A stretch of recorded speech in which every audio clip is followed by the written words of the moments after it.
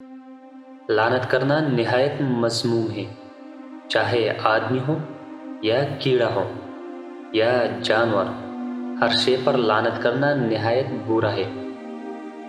جھوٹی باتیں اور جھوٹی قسم کھانا یہ نہایت زبردست گناہ ہے۔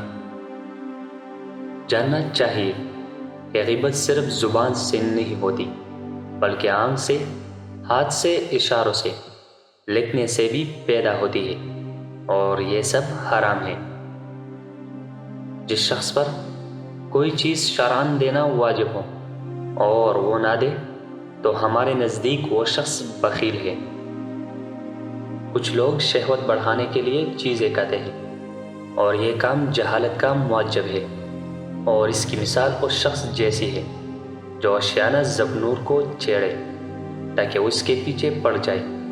مگر جس شخص کیے ہوئے ہو اور جو روح کا حق ادا کر کے ان کی حفاظت کرنا مقصود ہو، تو شہوت بڑھانے کے لیے کچھ کھانا، جیسا کہ ہریسہ کھانا، کوئی مذائقہ نہیں، کیونکہ مرد عورت کے حصار ہیں۔